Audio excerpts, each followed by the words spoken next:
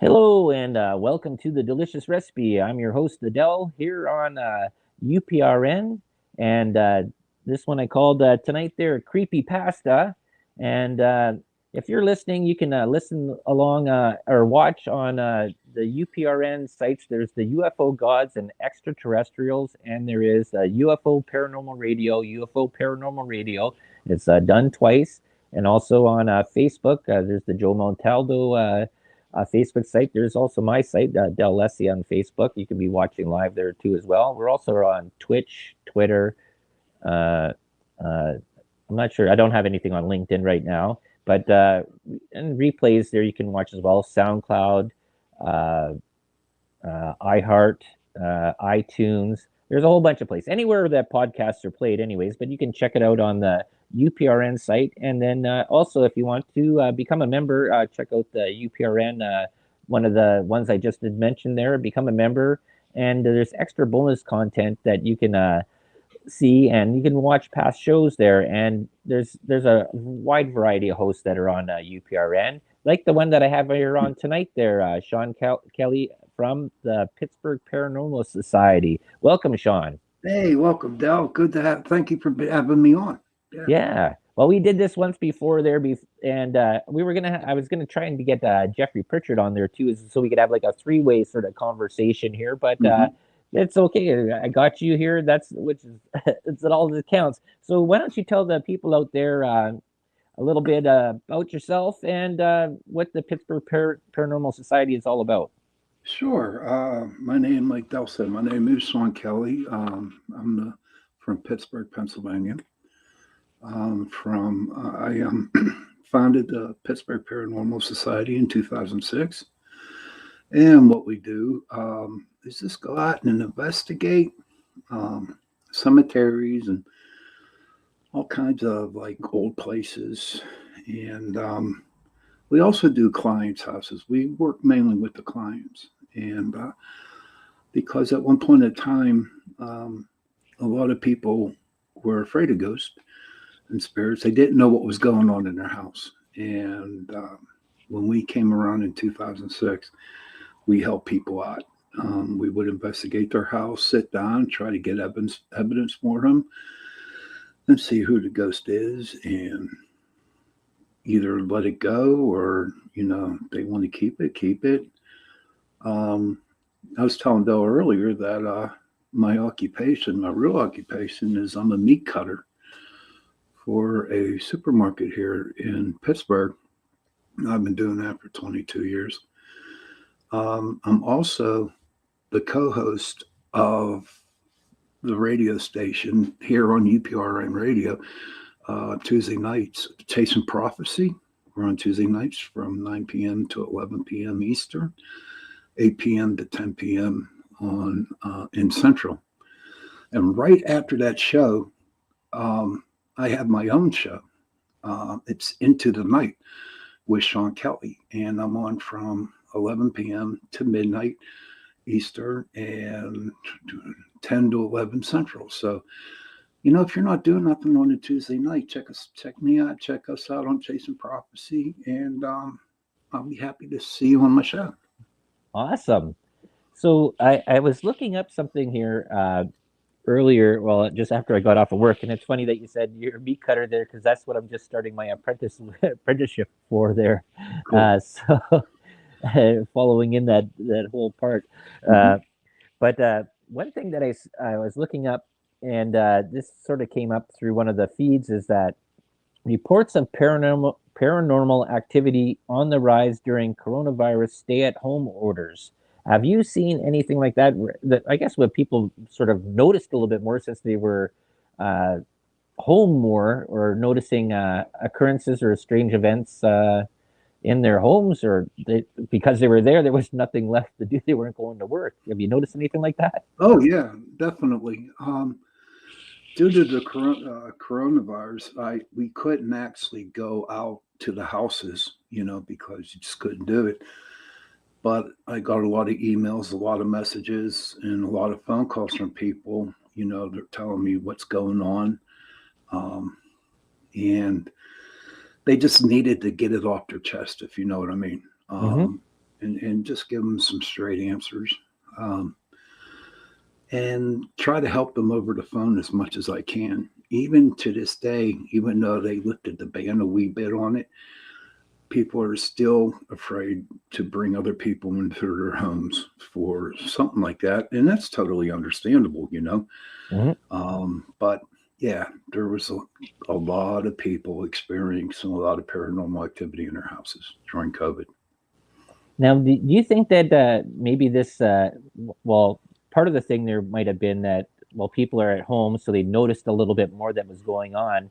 But do you think that maybe because people were depressed or in a sort of a sad state, that maybe that could have, that negative energy could have attracted things a little bit more? Because there's always been sort of this theory that negative energy attracts negative entities, and people being in a, I guess, a pissed off sort of state of mind Yeah. because of everything that was happening with shutdowns that governments uh, mandates that were put in there, and then you're stuck there, and then you're worried about bills and stuff like that. Do you think that could be sort of a little bit of a factor? Oh my God. Yeah, Dell. Honest to Pete. Um, See, all the emotions that you have in inside you. You got your anger. You got sadness. You got um, other types of and emotions going on. Well, emotions, as you know, and Lord, I know that it's energy.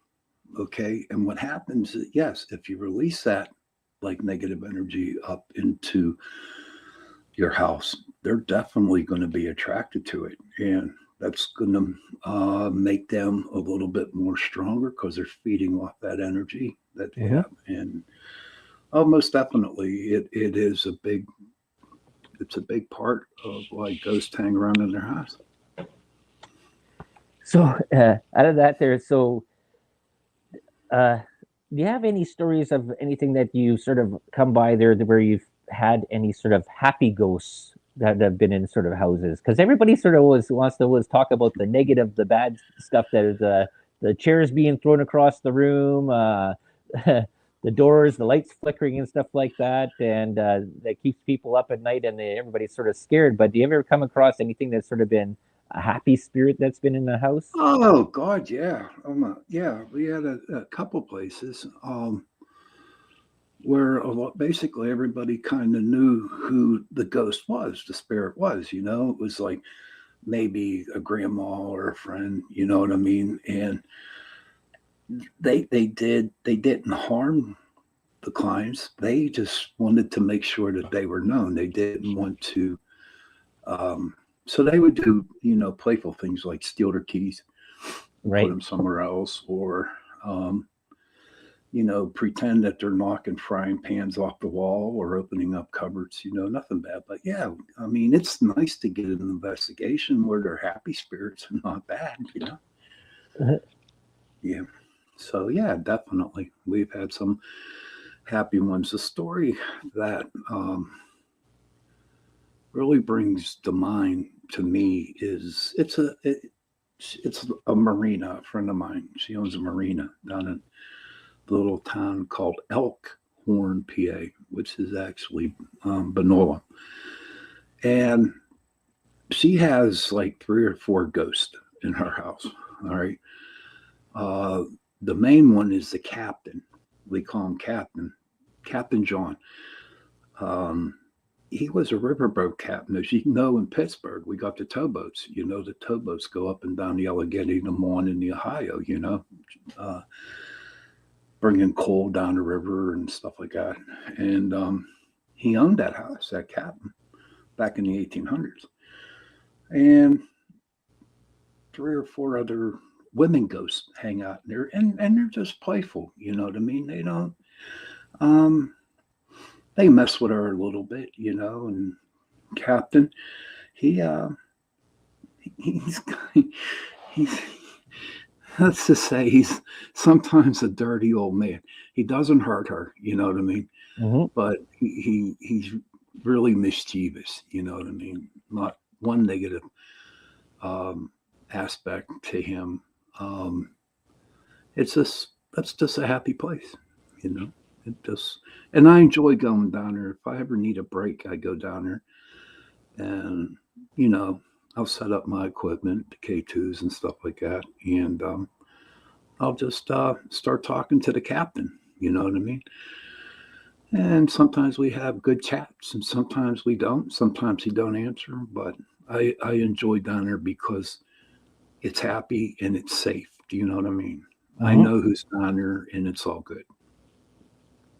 So the one part there is that explain to the people out there. It says what exactly is a ghost or a spirit that's sort of here? Like it to me, I was sort of told that it's uh, something that hasn't passed on or forgot that it was supposed to pass on.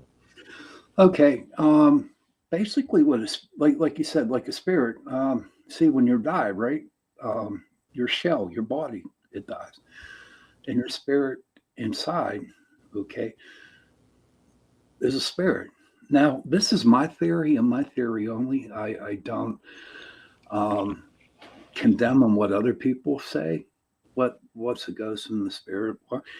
But to me, okay, it is like when you die, your spirit leaves the body, and all of a sudden that light opens up.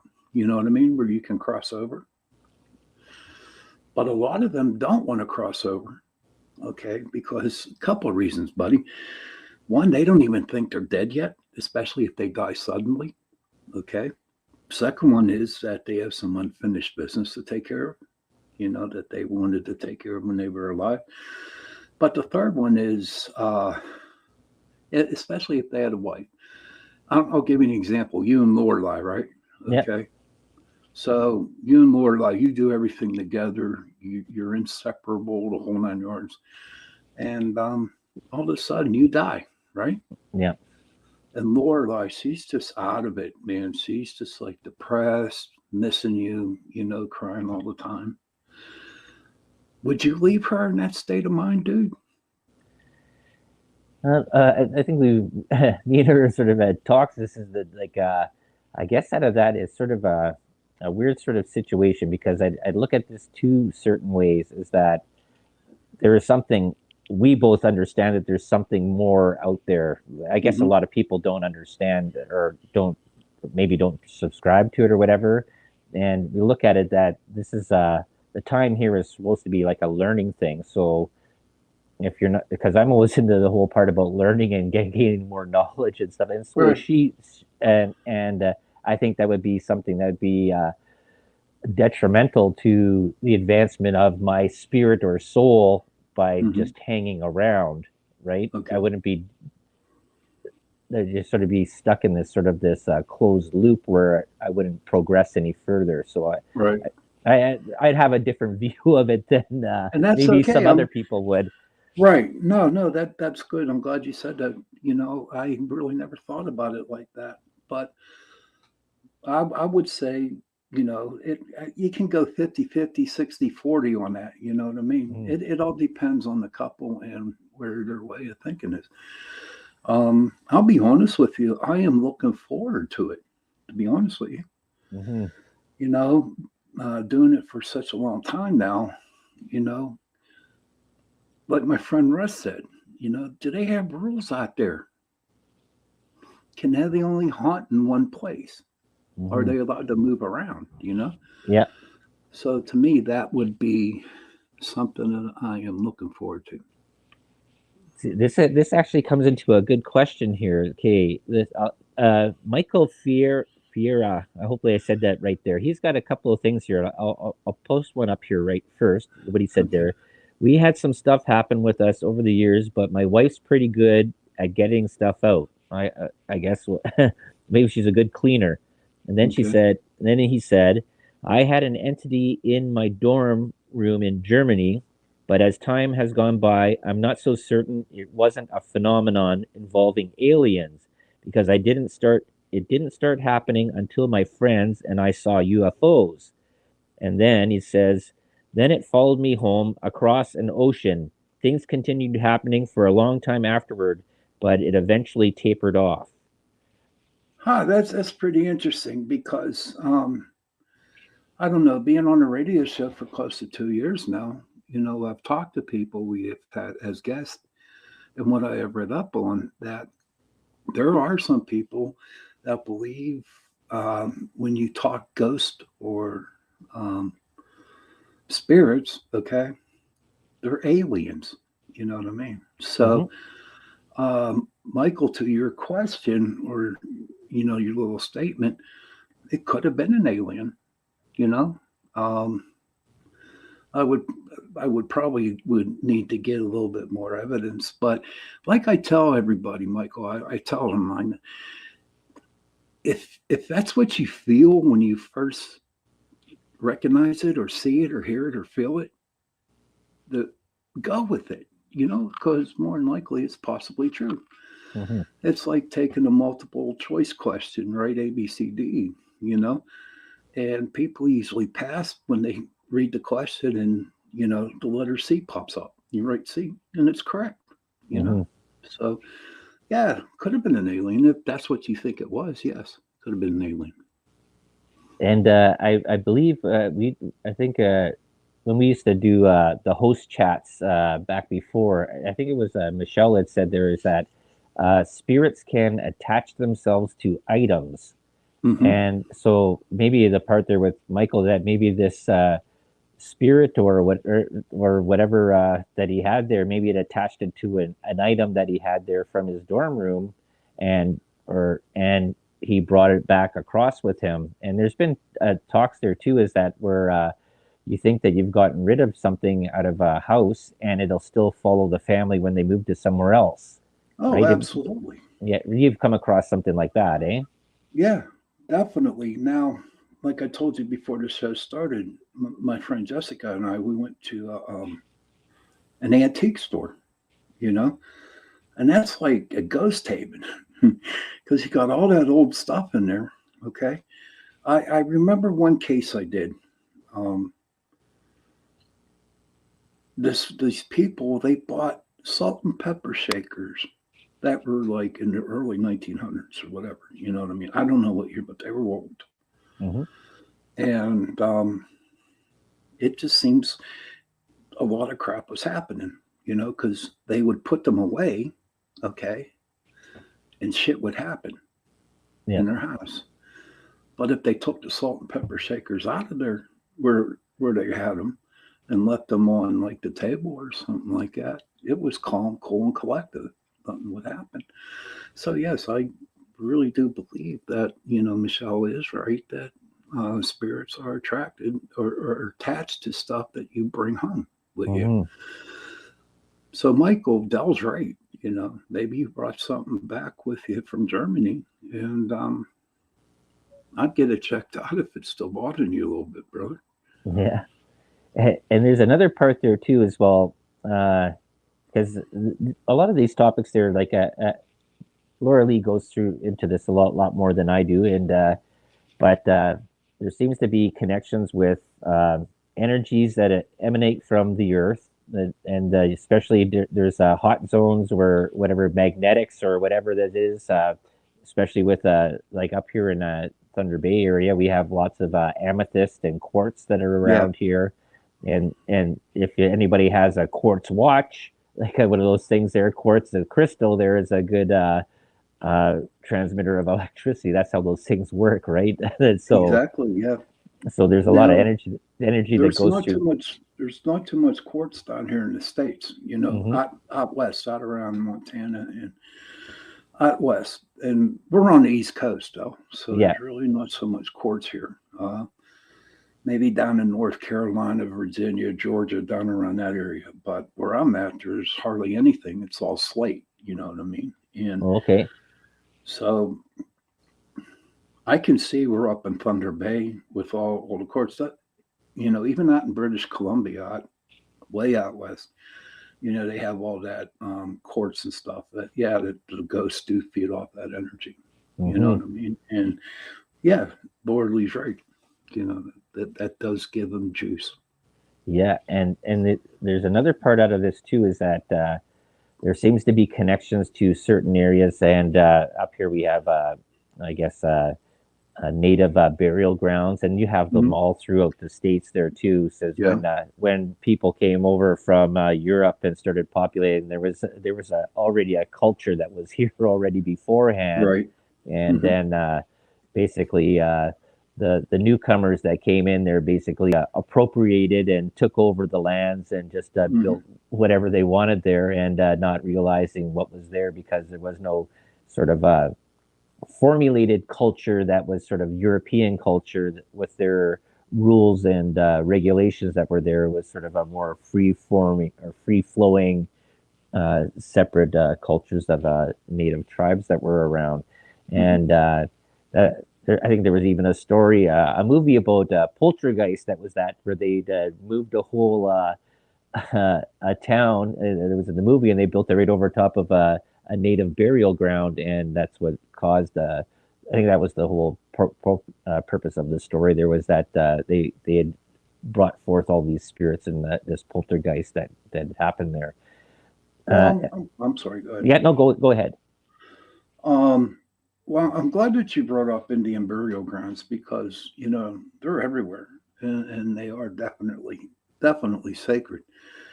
Um, Everyone thinks that an Indian burial ground is like bad mojo. You know what I mean? If you walk on it or you step around it or you're around it. And in my experience, Dell, not really. You know what I mean? As long as you go to the burial ground and you give them a gift, and talk to them, and treat them like a human being, they're pretty cool. In fact, I tell you what, they are so badass. They will protect you, from other spirits. Hmm. I've seen that. I've had a couple, But if you're crazy enough to go into a burial ground and start causing crap, then you know what? You deserve to get bit in the ass. Do you know what I mean? Right. Yeah. So have you come across during your studies come across anything that was sort of really malevolent, like a poltergeist or like a demon sort of stuff into your studies there with the Pittsburgh Paranormal Society? Oh yeah, yeah. We had a couple. We had a couple. In fact, I got a couple stories on that. Well, go ahead, share. Okay. Um, in fact, one was here in Pittsburgh. These two college students and two girls, they decided to play with a Ouija board. Mhm. Okay, in their room. Now, don't get me wrong. I don't play with it, and I don't. If you want to play with the Ouija board, get somebody that knows what they're doing. You know what I mean? Instead of grabbing it off the shelf and playing it themselves without knowing what's going on.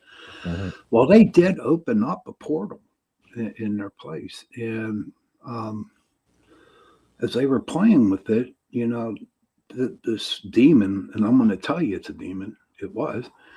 Um, would answer all their questions. You know what I mean? Like, does this boy love me? Yes. Am I going to get this job? You know what I mean? Right. Treating them really nice. And then all of a sudden, one minute later or a couple of days later, the girls are living through hell. Okay.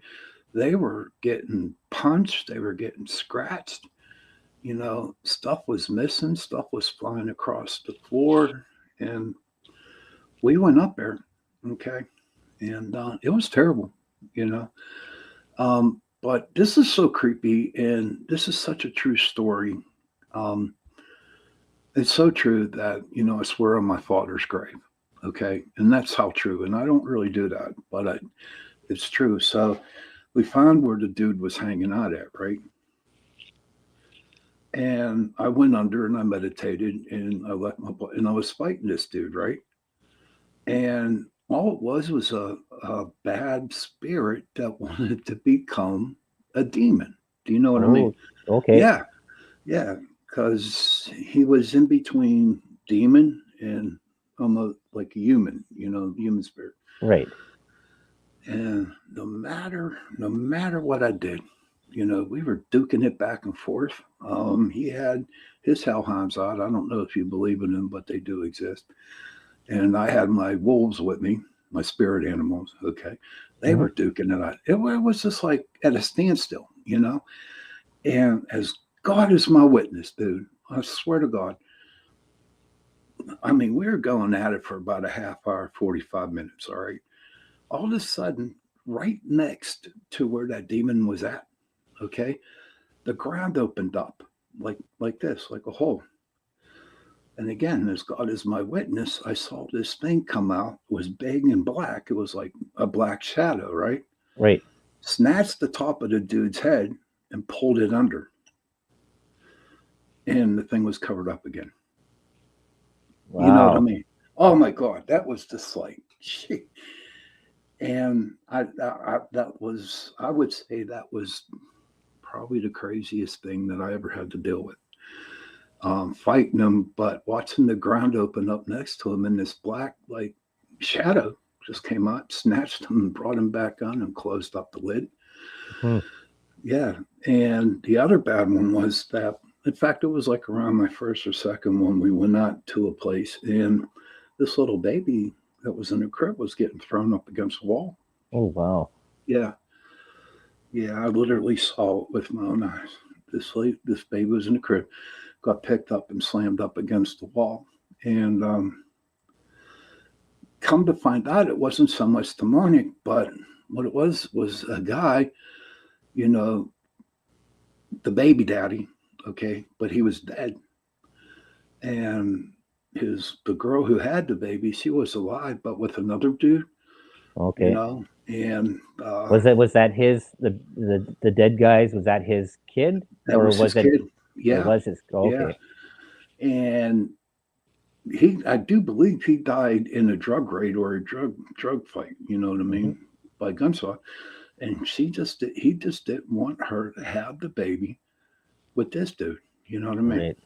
So instead of attacking her, he was attacking that baby. Wow. Hmm. That's crazy. Yeah, it is. I mean, Okay. That, it was bad. yeah. That's just. I guess everybody gets really sad when innocent life, or especially young life, there gets harmed and stuff like that from something that you don't know what's going on. And Hmm. but yeah, that's some crazy stuff. I'll go on here with also here. We'll see what Michael Fear. I guess he had another part. What did he say there? Possibly, I hadn't thought much about it. I've seen a lot of UFOs over the years, going all the way back to when I was about 13 years old. I've been writing my accounts down into a journal. Well, that's a good thing to do. The Yes. same thing. I write dreams down in a journal there too as well. I started doing that back when I started reading books about this back when I was about 16 years old. Right. Uh, and then when he's got, I won't keep a Ouija board and had a bad experience.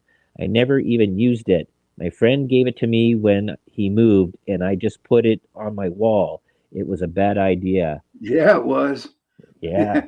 Yeah, it was because, and I'll tell you why, Michael, it was a bad idea is because, your friend probably played with it, and God only knows what came out when he was playing with it. And, like we say, how things are attached, to salt and pepper shakers. Right. Spirits are attached to that board, which brings me up thing I want to tell you.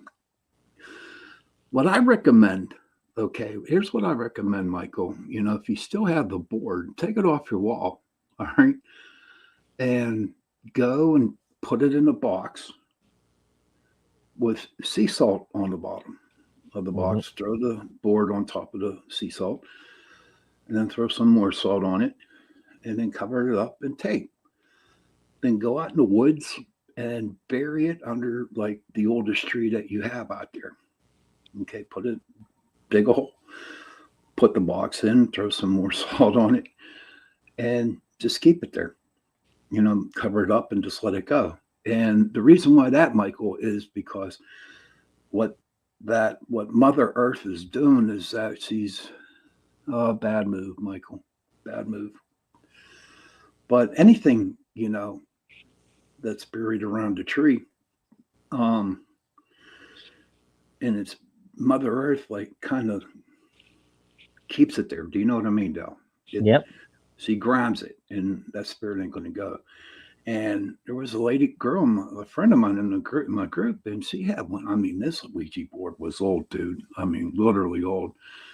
and she held on to it. Um, so, long story short, I told her, take it out there and bury it, just like I just mentioned before. Mm-hmm. And she had this old tree out in the back of her yard, right? And this was around late September, okay? And of course, they had a little party. Her and the girls had a party, and they buried it right by this tree, okay? Well, all of a sudden, she sends me a picture in mid-October. When the leaves fall, right? Yep. There were leaves all around, except for the place where they buried The board. the board. Yeah. Not one leaf was on that board where Hmm. they buried it. And so we went over, and my brother, before we left, he kicked all these leaves on top of it, right? I mean, it was completely covered. And the next day, I get another picture from her, and it was completely brushed off, dude. No Wow. lie. Eh? Yeah. Um, and then that same year when she buried it, we had a real heavy snowfall, okay, like in December or something like that. And she took another picture, and under the caption of the picture says, "I can't believe this. Mm-hmm. Dude, there was snow all around it. Yeah. And right where that board was, there was no snow." Mm-hmm. So what do you think? It's giving off some energy there, anyways, eh? Oh my God. Yeah.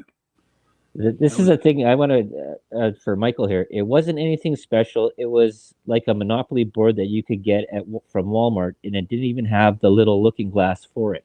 This is the thing that even if people can make Ouija boards with a piece of paper, they write it all out there. They don't have to. It doesn't have to be a board that you buy from Walmart or from the Kmart or whatever like that. It's the markout, and it's the part of using it, right?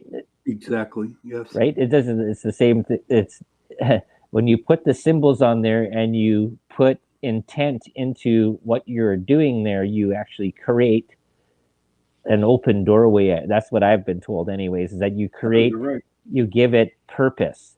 Hmm. And it doesn't matter. That's why it was sort of weird, because I remember this back when I was like 5, 6, 7 years old. I remember looking at like the Sears catalog or whatever the for Christmas time there, and then you're looking in the games. It'd be Yeah. Scrabble, Monopoly, uh, Doctor or whatever that was there, or Operation, and then Yeah. Ouija board. I know. That's what I get for Christmas or whatever. I always thought that was sort of funny and really weird. Okay, and now this is the other part here. That's why it was so surprising when I started feeling like I was being attacked. It came after me in my sleep, felt like I was pretty close to dying there. And I think that's the part there too, is that in sleep and REM sleep there, which you're well aware of this too, is that your body goes to a different sort of plane. The dream sleep, and that people dream walk. Some people Hmm. feel like they've sort of they're looking at a parallel dimension. There's a lot of different theories about that, but you're also very open and susceptible because you're not cognizant really, unless you really train yourself at dream walker or dream awareness and stuff like Right. that. But that's where a lot of people end up having these interactions with good good spirits and bad spirits, and that because Hmm. you're open, you're attuned, you're not on guard, I guess. Would Right. you agree with that there, Shawn? Definitely. Absolutely. And there's another theory out there. Now, this is a big debate between the scientific field and metaphysical field, right? And in the scientific field, they call it sleep paralysis. All right. Mm-hmm.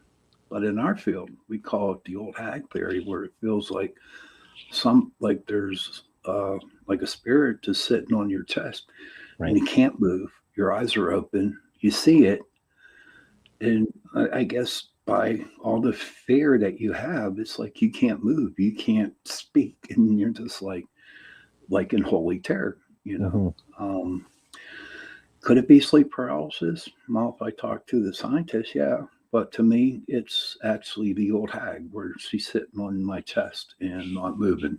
Mm-hmm.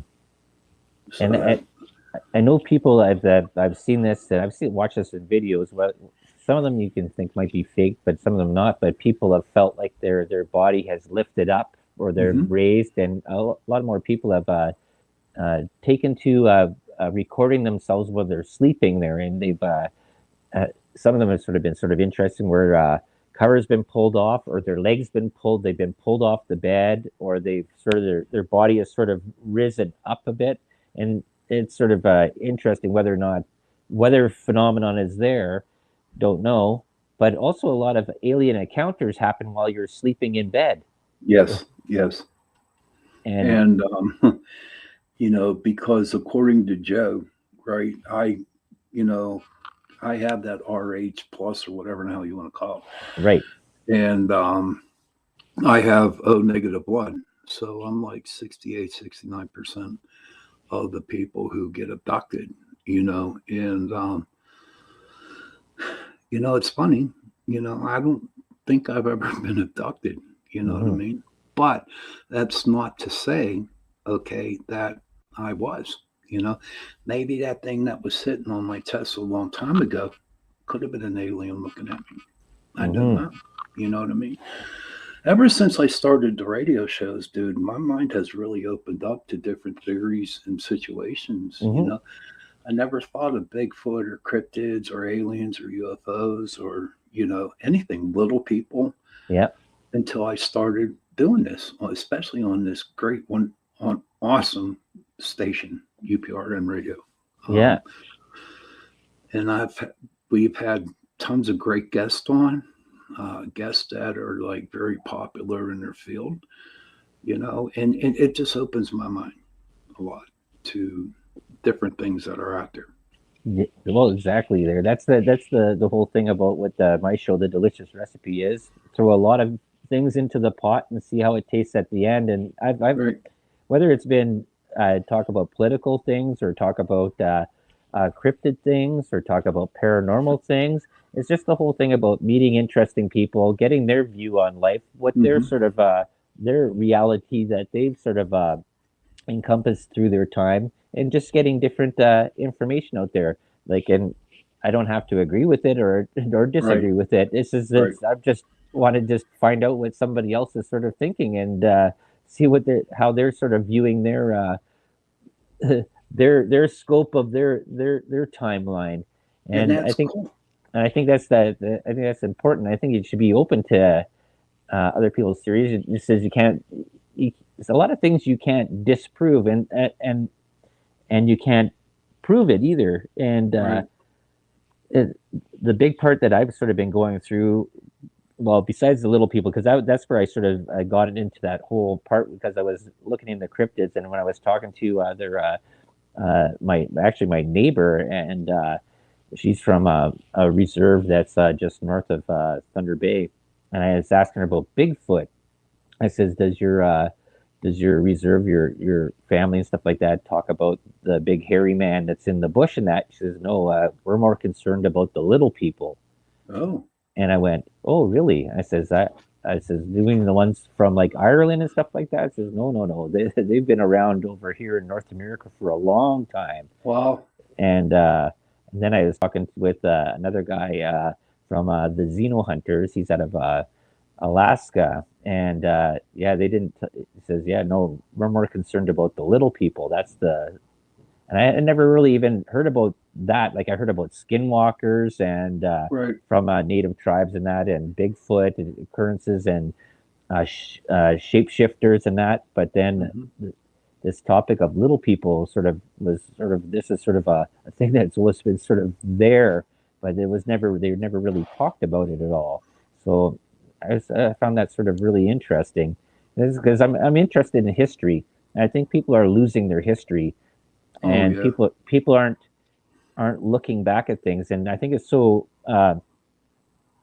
important that the reason that these stories were there from the past of all these different creatures or different than humans anyways that have been like talked about in stories and songs and written in books, and then rewritten today in books now too, like about dragons and elves Right. and dwarves and yeti and Bigfoot and little people, fairies, and all these different things, mermaids, that are written in stories. Like, why would they all be writing about these stories on different continents thousands of years ago when they didn't have the internet back then? Right. Like, why are all these different cultures talking about the same thing, even though they call them different names? Why Right. are they all have stories of these things? I personally believe, though, that they do exist. In fact, I know they exist. And I'll share a little story with you. This was a while back. And when I was separated from my wife, I had my son for the night. And where I lived, there was a garden. You know, they planted gardens in this complex, this apartment complex. And one evening, it was in April, him and I were sitting on the bench in the garden, you know, teaching them how to the different plants because they planted tomatoes and weed and not Mm-hmm. real weed. I'm talking weeds and but so one night we're sitting there and all of a sudden we saw these little lights, really bright, little small bright lights, like going everywhere. Right? It was like a little show, like a lightning show, like a zoom, zoom, zoom, zoom. Yep. And and I'm thinking, okay, it's still too early to have lightning bugs here. You know what I mean? Or fireflies, however you call them up there in Yep. But Canada. the fireflies are also greenish color. They're lights too, Yep. right? Yeah. But so afterwards, the next day, we went back out into the garden, and honest to God, there was a perfectly formed fairy ring of mushrooms. Oh wow. Yeah, and that sealed the deal for me. You know what I mean? Mm-hmm. And then when I go prospecting for gold, down in North Carolina or Virginia, you know what I mean? I'm out in the woods, right? Mm-hmm. And I know, no wind, and all of a sudden you see a bush move. You know what I mean? Ah, Yeah. hell, that's an animal, but there's no animals around. Right. You know what I mean? So I have, see, to me, the little people I'm fascinated with.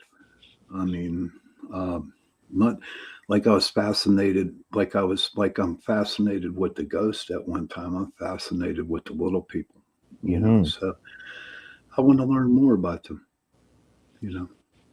Yeah, and there's a part out of it there too is that if I hate mentioning this guy's name because he doesn't like unless he gets paid money there, but he did this thing called Missing 411, Oh and yeah, I'm not going to mention his name there. So, right, but a lot of stuff there is with people that just sort of disappear. But stories with the little people is that if you follow them and go in there, you sort of disappear into whatever another realm, or it could be another hmm, dimension, and just people just drop off the face of the earth, like never to be seen. And there's a well, couple of times where people have come back like 10 or 20 years later, right, and but those are all part of this myth and lore and stuff like that. But it's sort of really interesting that all these missing things are all usually around national parks. And also, wherever these national parks is, there's always a military base that's in close proximity to these yes, national parks. yes, So there's sort of a two edged sword there in thinking about, okay, well, we have the stories of UFOs that travel around or that inspect or go around military bases, and you have people that are out hiking in national parks that are close to military bases, and then you have these missing people that are there, and then whether it's Bigfoot or because they all can't be wild animals, and that even comes into this whole part. There is that a lot of people that are hunters. I was a prospector too. I'd done that for many years, and staking mining claims, and even hunters out there, when like people see that they see like Bigfoot or something different, like these are experienced hunters that know what wild game is, right. right? And like a bear cannot run standing up. No, no, no. I don't think they can they? I'm not from Canada, dude. I don't know that. No, no, they No. can't. They can stand up, but they don't. They move faster on all fours, and I've been witness to that many times, Hmm. where I come face to face with a bear in the bush, and yeah, they move fast on all fours. They stand up as just a part about intimidation, but they can't walk very fast on all fours. In the circus, they can stand on a big huge beach ball or whatever, but they're not running like a what's the guy Carl Lewis or who was the fast Donovan Bailey or whatever whatever the fastest sprinters are. They don't move like the pictures and stuff like that about Let them bear cats their butts, you know what I mean? But you know what? We're talking about the one guy that we're not going to mention his name on yeah. the show. He had a show on, I was watching it on YouTube. It was really, really fascinating because I'm not going to tell where it was at. You know, I'm not really want to get into the backstory of it. It was Yep. just a guy went on a hike and he went missing, right? So they found the place where he went missing. And they had this videograph. So there was actually, you know, it was shown on video. But 3 feet apart, okay, the scientists set up some kind of equipment. And did you know that there is a 6 second delay between point A to point B? Really, eh? In one section, 6 seconds. Hmm. And to me, that's fascinating. You know, all this crap is fascinating, dude. I'm going to get up to Thunder Bay. I'm going to get up in there.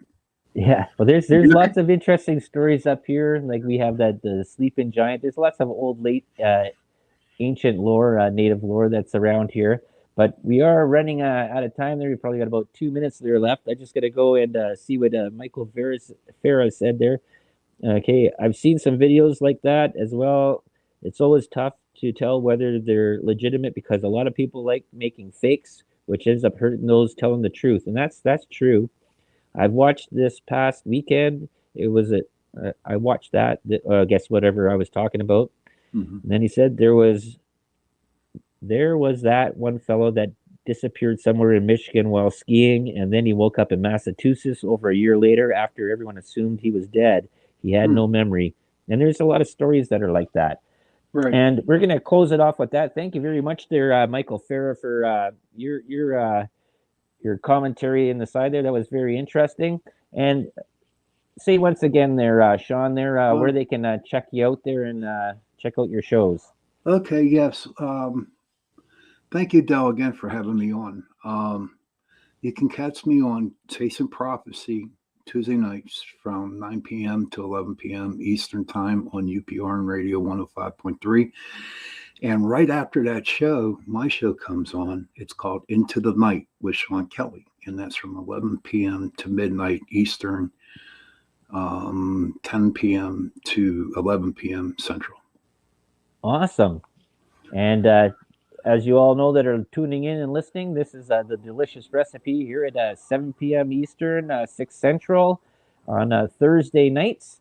And I want to thank you again there, Shawn, for coming in and stopping by. Another fellow host on UPRN. Yes. And yes. I like to do this is I like to have people that are on the network and get some of my listeners to listen and meet other hosts that are on there, and they can check out their shows as well. Share the fun, share the knowledge, and just share the wealth, I guess. Yes, share the wealth.